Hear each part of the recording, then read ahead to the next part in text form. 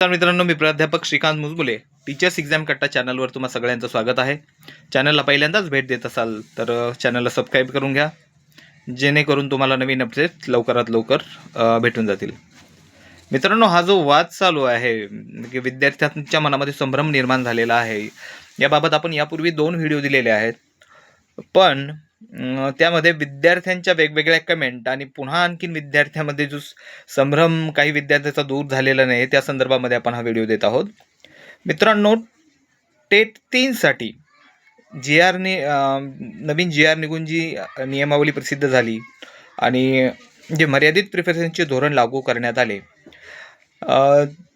त्यांना काय म्हणता येईल की जे विद्यार्थी उच्च गुणावाले आहेत आणि मॅक्सिमम विद्यार्थी जे अगोदरच नोकरीमध्ये आहेत, ज्यांना आपला एरिया बदलायचा आहे, आपल्या जिल्ह्यामध्ये परत यायचं आहे, असे विद्यार्थी विरोध करत आहेत.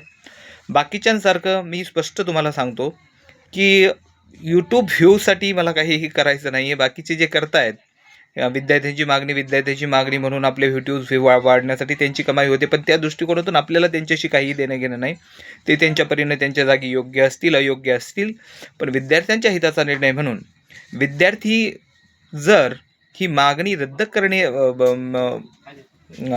हे काय म्हणता येईल की अमर्याद प्रिफरन्सची मागणी करत असतील, तर हे स्वतःच्या पायावर धोंडा मारून घेण्यासारखं आहे. त्यामध्ये कमी मार्कवाल्या विद्यार्थ्याचं, जे 140च्या रेंजपर्यंत आहेत, यांचं नुकसान आहे. अगदी 150 वाल्यांनाही किंवा त्यापेक्षाही जास्त मार्क असणाऱ्यांनाही हा काय म्हणता येईल की धोकाच आहे. तर कसं, तर मित्रांनो, एक गोष्ट लक्षात घ्या, ही जी मागणी करणारे विद्यार्थी आहेत ते मॅक्सिमम इन सर्व्हिसमध्ये आहेत आणि त्यांना बाहेर दूर नको आहे आणि आपल्या जिल्ह्यात यायचं आहे आणि ते याबाबतीत सजग आहेत.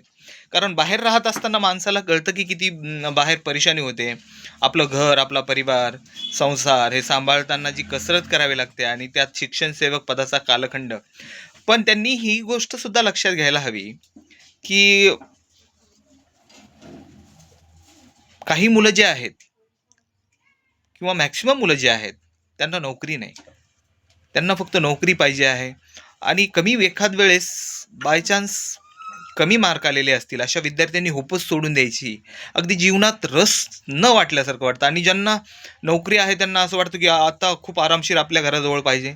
त्या दृष्टिकोनातून विचार केला असता घराजवळ नोकरी पाहिजे हा तुमचा मुद्दा आहे आणि नोकरी पाहिजे हा मॅक्सिमम मुलांचा मुद्दा आहे. त्यामुळे अगदी शेलक्या भाषेमध्ये जरी जे अगोदरच सर्व्हिसला आहेत आणि शिक्षक पदासाठी कार्यरत असले तरी, आणि आपण या व्हिडिओच्या माध्यमातून आपली ती बाजू मांडल्यानंतरही पुन्हा पुन्हा फिरून तेच प्रश्न विचारणे, एखाद्या राजकीय नेत्यासारखं तिथंच घोळ घालणे आणि विद्यार्थ्यांना इतर विद्यार्थ्यांना संभ्रमित करणे, हे काही तितकंसं योग्य नाही. आपण सगळेच विद्यार्थी आहोत.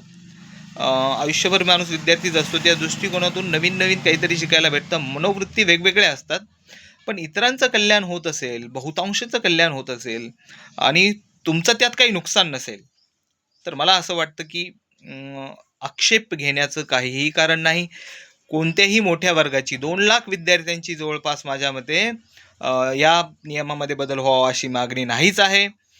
मागणी जी आहे ती मागणी फक्त हे वरचे जे टॉपर्स आणि जे अगोदर, त्यातही मॅक्सिमम जे अगोदरच इन सर्व्हिस आहेत, त्यांची ही मागणी आहे. या मागणीला माझा वैयक्तिक तरी विरोध आहे, कारण ही बहुतांश 2 लाख विद्यार्थ्यांच्या हिताची मागणी आहे. सरकारने आहेत जे नवीन खूप संघर्षानंतर जे नियम करावे लागले असते, ते जे सरकारने आपसूक दिलेलं आहे. आत्तापर्यंत वेगवेगळे यूट्यूबर्स तो दावा करत होते की आम्ही खुशखबर, नवीन जी आर, आणि लगेच आता काही कमेंट आल्या, निगेटिव्ह कमेंट आल्या की लगेच आम्ही आता बदलून दाखवणार, करणार. काय आहे हे? विद्यार्थी हिताच्याच निर्णय आहे. दूरदृष्टीने विचार करता हे तुमच्या हिताचे निर्णय आहेत आणि त्यामध्ये जर तुम्ही बदल करण्याची मागणी करत असाल तर ती काही स्वार्थी लोकांच्या मतामुळे, त्यांच्या कमेंटमुळे ती मागणी करू नका. हुशार आहेत म्हणून लागले, ठीक आहे, सगळी गोष्ट ठीक आहे, पण तुम्ही अगोदर नोकरीमध्ये आहात. त्यांचाही विरोध नाही, त्यांचाही तो अधिकार आहे. पण शासनाने ज्यावेळेस शासन जेव्हा धोरण ठरवतो तर IAS IPS IAS दर्जाचे अधिकारी असतात, त्यांनी काहीतरी विचार करूनच केला असेल. मॅक्सिमम वर्गाची हीच मागणी होती आतापर्यंत, आणि आता ती मागणी उद्या तुम्ही 1.1 पद ही मागणी रद्द करा अशी काही जणांची मागणी आहे. मग हा इतर विद्यार्थ्यावर अन्याय होतो. अशा परिस्थितीमध्ये सर्व विद्यार्थ्यांनी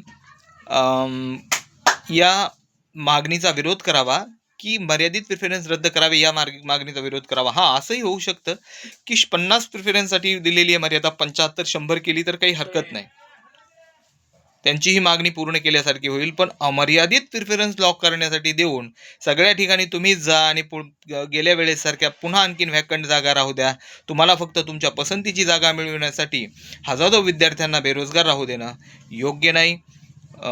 प्रिफरन्स बदल किंवा प्रिफरन्स अमर्याद प्रिफरन्स याला माझा विरोध राहील. हे माझं स्पष्ट मत आहे. कितीही निगेटिव्ह कमेंट आल्या तर त्या प्रस्थापितांच्या आहेत, जे विस्थापित आहेत, जे नोकरीसाठी प्रयत्न करत आहेत, त्यांच्यासाठी हा शासन निर्णय योग्य आहे.